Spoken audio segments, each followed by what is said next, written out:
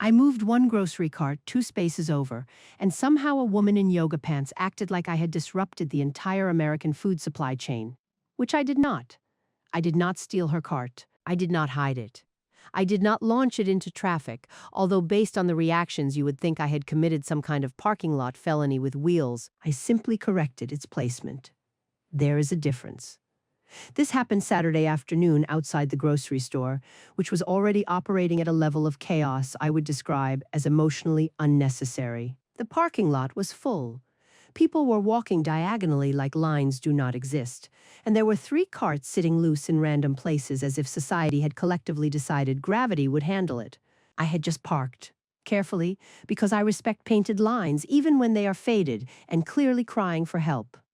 I got out, adjusted my purse, and immediately saw the problem. A cart was sitting in an empty parking space, not in the cart return, not near the cart return, not even angled in a way that suggested temporary confusion. It was sitting diagonally across the space like it had given up on public life, and the cart return was right there, less than 12 feet away.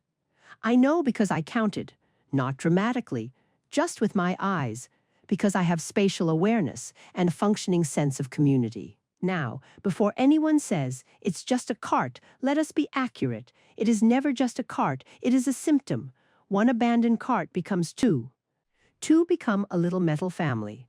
Then the wind gets involved, and suddenly someone's car has a handle-shaped dent, while everyone pretends nobody could have prevented it. If you appreciate basic parking lot standards, subscribe, because apparently returning a cart is now considered an advanced moral philosophy. At first, I waited. That is another detail people keep skipping. I did not immediately intervene. I stood by my car and looked around to see if the person responsible was returning. Maybe they were loading groceries. Maybe they had a child. Maybe there was an emergency involving eggs. I'm reasonable. But no one came. So I walked over, took the cart by the handle, and moved it 2 spaces over toward the cart return area. Not all the way into the return, because there was another cart halfway blocking the entrance, and I was not on payroll. But I moved it out of the parking space so another human being could actually use the space for a car, which is traditionally what parking spaces are for. I had just positioned it neatly when a woman came out of nowhere and said, "Excuse me, that's my cart." Now, that is a strange sentence to say about a cart you left unattended in the middle of a parking space. I turned around calmly and said, "Oh, I thought it was abandoned incorrectly." She blinked at me. I was still using it. I looked at the cart. It was empty, except for one tiny receipt curled in the basket, like evidence that even the receipt wanted distance. I said there were no groceries in it. She said, "I went back inside for one thing." One thing? This is how disorder begins. People say one thing like time stops for the rest of the parking lot while they retrieve almond milk. I said, "Then it may have been helpful to leave it in a less obstructive location."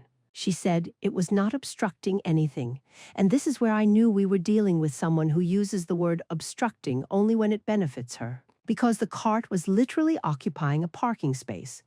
Maybe not emotionally, maybe not spiritually, but physically, yes. A parking space is not a waiting room for carts with unclear intentions. Tell me in the comments, because I genuinely want to understand when an empty cart in a parking space became a personal property shrine. She reached for the cart handle, but I was still holding it, because I had not finished explaining the layout problem that made her sigh in a very performative way. She said, "Can you let go of my cart?" I said, "Of course. I just wanted to clarify why I moved it." She said, "I don't need clarification." Well, apparently she did, because she had created the situation. I let go of the cart and she pulled it back toward the empty parking space, back toward the space. After all of that, I said, "Are you putting it back?" She said, "I'm going to use it." I said, "Then use it in a way that does not confuse the public." A man loading groceries nearby laughed. Not loudly, but enough. And that was when the woman turned her attention from the cart to me, which always happens when people realize the facts are not supporting them. She said, "Why are you watching what I do?" I said, "I am not watching what you do. I am noticing what affects everyone." People hate that sentence because it is accurate. I was not following her. I was not monitoring her life. I was in a parking lot where objects left in common areas become common concerns. That is how shared spaces work. A store employee was collecting carts near the entrance, so the woman called out, "Can you tell her not to touch people's carts?" The employee looked about 19 emotionally, which is not an age, but you know exactly what I mean. He walked over with the slow pace of someone who had already had enough of Saturday. He said, "What's going on?" I said this cart was abandoned in a parking space, so I moved it closer to the return. The woman said, "It was my cart." I said, "It was an unattended cart." She said, "For 2 minutes." I said, "A lot can happen in 2 minutes in a parking lot."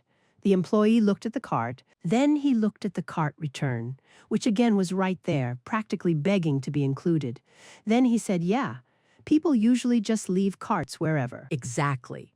That was not a defense. That was a confession about society. The woman said, "See? It's normal."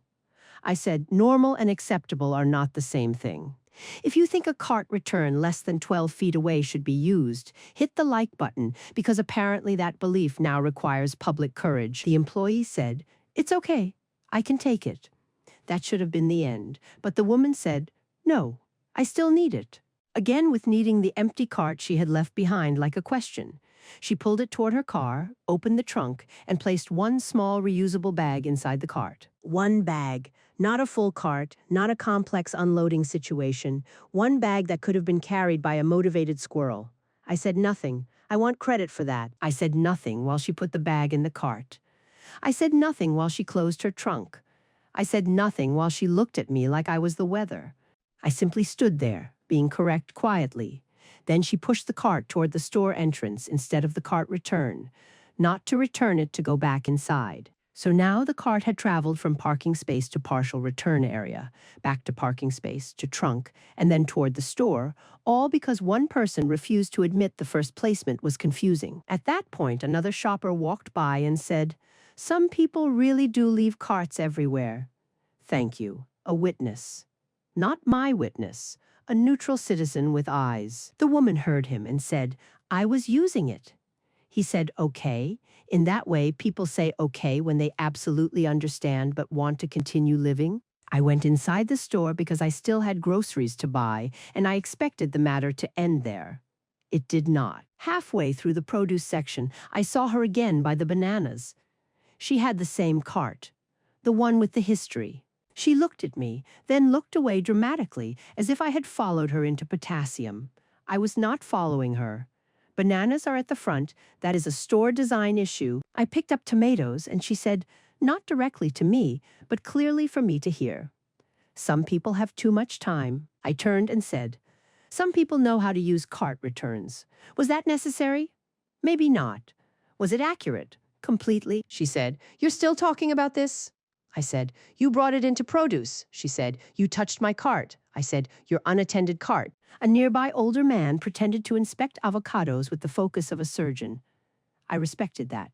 He wanted the drama, but not the responsibility. Then the woman said, "You could have asked." I said, "There was no one there to ask." She said, "You could have waited." I said, "I did wait." She said, "For how long?" I said, "Long enough to establish abandonment." That was apparently the wrong phrase, because she laughed and said, "Establish abandonment? It's a grocery cart." I said, "Exactly," which makes returning it even easier. For a moment, we just stared at each other across the bananas. And I know how that sounds. I know two adults should not be having a philosophical dispute next to tropical fruit. But this is what happens when people treat basic order as optional and then act shocked when someone introduces vocabulary. Eventually, she rolled her cart away. Fine. I finished shopping, calmly, efficiently, with no loose carts involved. But when I got to checkout, the cashier said, "You're the cart lady." The cart lady. Apparently, the employee had told another employee, and the story had traveled faster than the bakery smell. I said, "I prefer parking lot standards advocate." The cashier smiled like she was trying not to laugh. I let it go, because some people are paid hourly and cannot be expected to carry the entire moral weight of cart culture. When I got home, I told Dan what happened. He said, "You moved someone's cart?" I said, "An incorrectly abandoned cart." He said, "Was she still using it?" I said that was her claim. He put down his fork and said, "Karen." I said, "Do not use my name like a verdict." He said, "Maybe just don't touch people's carts." I said, "So your solution is to let carts roam free like livestock." He said, "My solution is groceries without conflict." That is a very Dan answer. Peaceful, yes. Useful, no. Later that evening, I posted in the neighborhood chat, question: if someone leaves an empty cart in a parking space with the cart return nearby, is it fair to move it? Perfectly neutral. Brian replied, "Why does this feel like it happened to you today?" Rebecca wrote, "Please tell me you did not start a cart incident." Marcy sent a photo of her dog sitting in a laundry basket. Again, I do not know how that dog keeps becoming relevant, but he has terrible timing. I wrote, "I did not start anything. I corrected an obstruction." Brian replied, "Cart tone, part 2. That was unfair. This had nothing to do with car tone. This was cart placement, a completely separate category of decline." Rebecca wrote, "Was the person nearby?" I wrote, "Define nearby." No one liked that.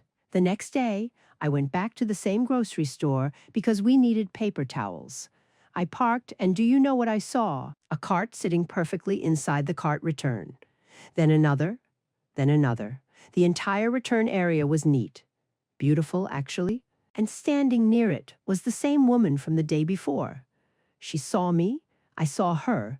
She took her empty cart and pushed it all the way into the cart return with unnecessary eye contact. Now, some people would interpret that as sarcasm. I interpret it as improvement. Did she do it dramatically? Yes.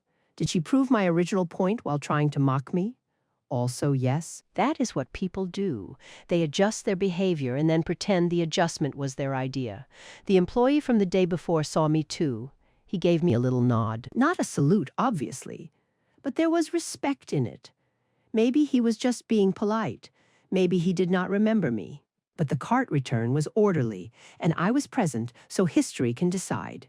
Subscribe and turn on notifications, because next time I will explain why I asked a restaurant hostess if the waiting list was being managed emotionally or alphabetically. As for the grocery cart situation, I stand by what I did. I moved it 2 spaces, not across state lines. I made room for an actual car in an actual parking space. I prevented possible rolling. I restored flow. People can laugh. People can call me the cart lady. People can pretend I overreacted, because pretending is easier than admitting they have also silently judged abandoned carts. But the next day, the carts were returned properly. The space was clear. The woman used the cart return. And if everyone wants to enjoy the benefits of public order while mocking the person brave enough to touch the handle, that is between them and the parking lot. My side of the story, obviously.